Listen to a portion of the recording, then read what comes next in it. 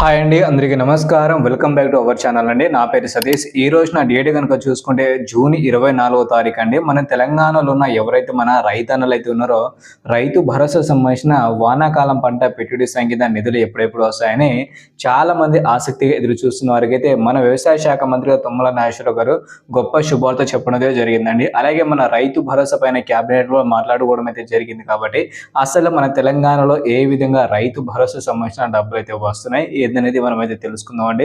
ఏంటంటే కొంతమంది రైతులు 5 ఎకరాల వరకే డబ్బులు అయితే ఇస్తారు, లేదంటే 7.5 ఎకరాల లోపు ఉన్న వారికి డబ్బులు ఇస్తారని కొంతమంది అంటున్నారు.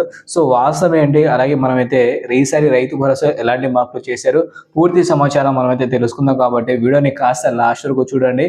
మరి కొత్తగా చూస్తున్న రైతన్నలు ఎవరైతే ఉంటారో తప్పకుండా వెళ్ళి మీరైతే మన జాబ్స్ అప్డేట్ యూట్యూబ్ ఛానల్ వెళ్ళి సబ్స్క్రైబ్ చేసుకోండి, ఓకేనా? సో ఇప్పుడైతే లేట్ చేయకుండా వీడియోని స్టార్ట్ చేద్దాం. చిన్న లైక్ అయితే ఇచ్చేయండి. ముఖ్యంగా మనం మాట్లాడుకోవాల్సింది ఇప్పుడు మన తెలంగాణలో వచ్చేసి ఎవరైతే వానాకాలం పంట పెట్టుబడి సాయం కింద డబ్బులు ఎదురు చూస్తున్న రైతులు అయితే ఉన్నారో ఒక్కసారి మీరు ఆలోచన అయితే చేయండి. యాసంగి పంట పెట్టుబడి సాయం కింద ఎంతమందికి వచ్చిందో ఒక్కసారి ఆలోచన చేయండి. కేవలం 2 ఎకరాలకు వచ్చిన వారికి మాత్రమే రైతు భరోసా సంబంధించిన యాసంగి పంట పెట్టుబడి సాయం కింద నిధులైతే ఇవ్వడం అయితే జరిగింది.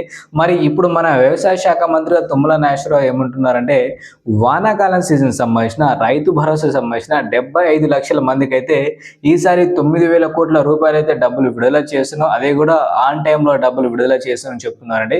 వాస్తవంగా ఒకటి గమనించుకోవాలి, రాజకీయ నాయకులు మనకి చెప్తూనే ఉన్నారు కానీ హామీ ఇచ్చిన విధంగా మన బ్యాంక్ అకౌంట్ లో డబ్బులు పడ్డాయా లేదా అనేది ఒక్కసారి మీరైతే ఆలోచన అయితే చేయండి. ఈ నెల 30 తారీఖు నుంచి మన తెలంగాణలో రైతుల వారికి వచ్చేసి రైతు భరోసా సంబంధించిన యాసంగి పంట కాకుండా ఇప్పుడు వానాకాలం సీజన్ సంబంధించిన ఏదైతే ఉందో దాని వరకు మాత్రమే ఎకరానికి 6,000 రూపాయల చొప్పున ఈసారి అయితే పంట పెట్టుబడి సంఖ్య డబ్బులు అయితే విడుదల చేస్తున్నట్టు మనకైతే వ్యవసాయ శాఖ మంత్రి తుమ్మల నాగేశ్వరరావు చెప్తున్నారండి. అదే విధంగా వచ్చేసి 30 తారీఖున మధిరలో కూడా బహిరంగ సభ పెట్టడం అయితే జరుగుతుంది. ఈసారి మన సీఎం గారు రేవంత్ రెడ్డి గారు అక్కడ వచ్చిన తర్వాత ఈ రైతు భరోసా గురించి అయితే మాట్లాడుకోవడం అయితే జరుగుతుందండి. ఎందుకంటే కాంగ్రెస్ ప్రభుత్వానికి పట్టు ఎక్కడి నుంచి వచ్చిందంటే కేవలం ఖమ్మం ఏదైతే ఉందో ఓల్డ్ ఖమ్మం డిస్ట్రిక్ట్ అక్కడ నుంచి వచ్చేసి చాలా పట్టు అయితే ఉంటుంది. కాబట్టి ఈసారి ఇక్కడ మీటింగ్ పెట్టాలనే ఉద్దేశంతో ఈసారి చేయడం అయితే జరిగిందట. సో వాస్తవంగా ఏదేమైనా సరే హామీ ఇచ్చిన విధంగా మీకు రైతు భరోసా ఏమాత్రం వచ్చింది యాసంగి పంట కామెంట్ తెచ్చేయండి. అలాగే ఈసారి వానాకాలం సీజన్ లో కూడా హామీ ఇచ్చిన విధంగా 75 లక్షల మంది రైతు కుటుంబాలకైతే ఈసారి వచ్చేసి మనకైతే జూన్ 30 తారీఖు నుంచి డబ్బులు విడుదల చేసి జూలై మొదటి వారంలోనే పూర్తి స్థాయిలో అందరికీ హామీ ఇచ్చిన విధంగా డబ్బులు విడుదల చేసేస్తున్నట్టు మనకైతే మన వ్యవసాయ శాఖ మంత్రి తుమ్మల నాగేశ్వరరావు చెప్తున్నారండి. సో వాస్తవంగా అది జరుగుతుందా లేదా అంటే మనం అయితే 30 తారీఖు వరకు ఎదురైతే చూడాలి.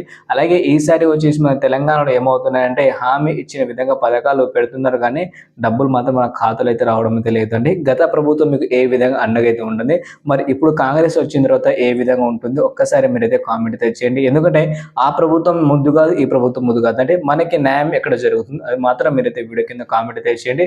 దీని మాత్రం రాజకీయంగా మీరైతే తీసుకోవద్దు. హామీ ఇచ్చిన విధంగా రైతులకు చేరాల్సిన డబ్బులు చేరితే ఇంకా హ్యాపీ అండి. అలాగే బోనస్ పైన కూడా చాలా వరకు అయితే కొన్ని వరి కొనుగోలు ఏదైతే ఉందో దానిపైన కూడా కఠినంగా అయితే ఈసారి ప్రభుత్వం అయితే ఉందట.